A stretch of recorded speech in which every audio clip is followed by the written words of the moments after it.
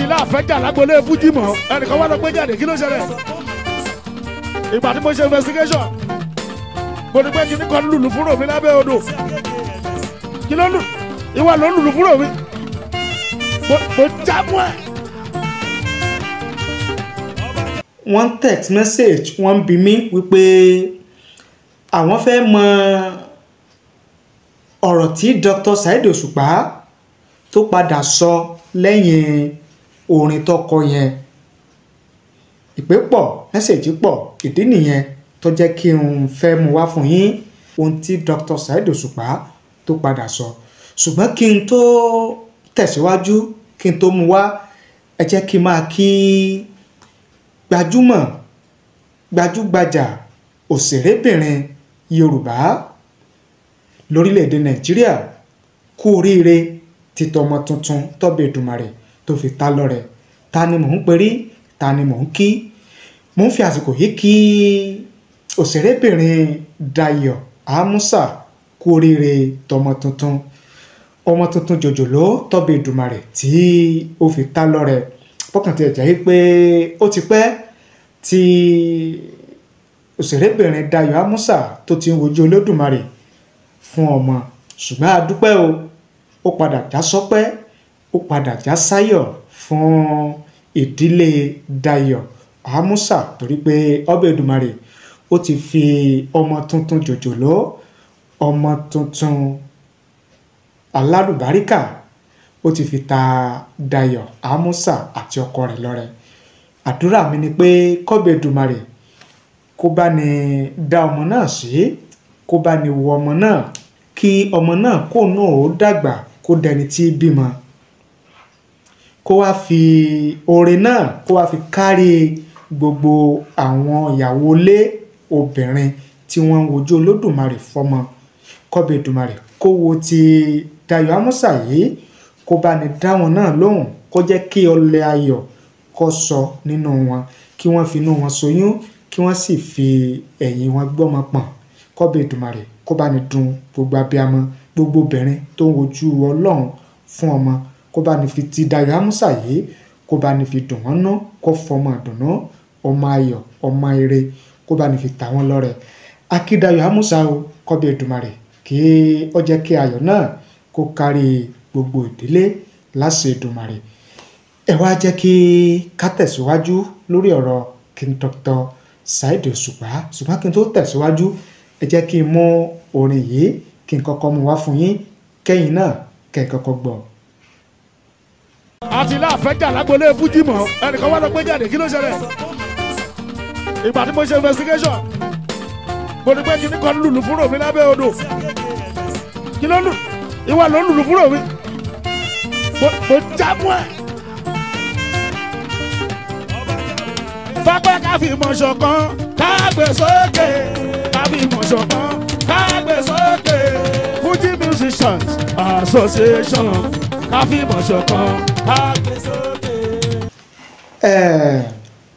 Lórí ọ̀rọ̀ orin King Dr. Saheed Òṣùpá tí ọkọ tó fi dárúkọ Barrister Obesere Pasuma àti orúkọ ara rẹ̀ King Dr. Saheed Òṣùpá gẹ́gẹ́ bí ànábì Fuji lágbolé Fuji ó láwọn mẹ́rẹ̀ẹ̀rin yẹn lè òun mọ̀ gẹ́gẹ́ bí ànábì Fuji. Ìgbà tó kọ orin yẹn jáde tó gbé sórí ẹ̀rọ ayélujára ó fa wuyewuye àwọn kan túmọ̀ orin yẹn sóríṣiríṣi ọ̀nà. Wọ́n ní K1 the ultimate ló fi ń bá wí àwọn kan ní General Kollington Àyìnlá ló fi ń bá wí àwọn kan ní Taye Currency ló fi ta sí oríṣiríṣi ọ̀nà làwọn èèyàn ń túmọ̀ orin yẹn sí. A sì ráwọn kan tó sọ wípé bó ṣe jẹ́ bó ṣe rí òun náà ní King Dr. Saheed Òṣùpá ni ló ṣe sọ ni ló ṣe fi kọrin yẹn. Ṣùgbọ́n King Dr. Saheed Òṣùpá òun náà ti wá ṣàlàyé ìtumọ̀ orin yẹn àti ìdí tí kò fi dárúkọ ju àwọn mẹ́rin tó dárúkọ yẹn lọ.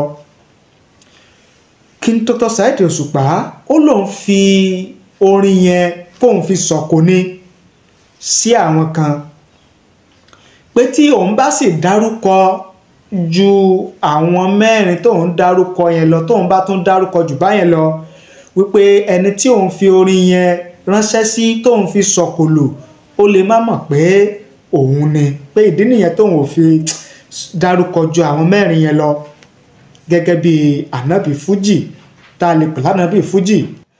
Ó ní ìdí tó sì fà á tóun fi kọrú orin yẹn ni wípé àwọn ń gbìyànjú pé kí àlàáfíà kó jọba ní agboolé fújì, kí ìfẹ́ kó gbilẹ̀ kó gbòòrò ní agboolé fújì, kí ṣọ̀kan kó wà, kájọṣe kó wà, pé àsìkò táwọn wá ń gbìyànjú àwọn nǹkan yìí, kí ìfẹ́ wà, kájọṣepọ̀ wà, kí ìṣọ̀kan wà, kí dàgbàsókè kó wà, ìrẹ́pọ̀ kó wà, kájọṣepọ̀ kó wà lágboolé fújì, pé ní àwọn kan tó wá ń pàtàn pé àwọn làwọn ni fújì, pé tí òun ò bá tètè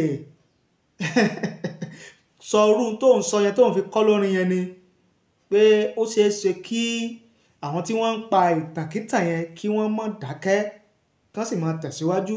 Ní ṣùgbọ́n pẹ̀lú bóun ṣe sáré dá wọn lóhùn yẹn pé ló jẹ́ kí wọ́n dákẹ́ nípa mímọ̀ sọ ìtànkítàn pé àwọn kan làwọn ní fújì. Ìdí nìyẹn tóun ò fi dárúkọ ju àwọn mẹ́rin tóun dárúkọ lọ. Ó lóun mọ àwọn aláwọn nábì pọ̀ ní agboolé fújì, ṣùgbọ́n àwọn mẹ́rin yẹn ni òun mọ̀ọ́mọ̀ dárúkọ láti lè jẹ́ kí ẹni tí òun bá wí kó lè mọ̀ wípé òun ni òun bá wí lọ. Ẹ gbọ́, táwa ni King Dr. Saheed Òṣùpá, táwa ní bá wí gan-an. Ta ní bá wí? Ta ni ó fi orin yẹn, ta ló fi sọ̀kò lò? Ìbéèrè tó yẹ kí a máa bi King Dr. Saheed Òṣùpá òun nìyẹn. Ìtọ́jẹ́ kí n mélé yìí wá kò ju pé àwọn kan ń bẹ̀ mí, wọ́n text message, wọ́n ń bi mí wípé àwọn fẹ́ mọ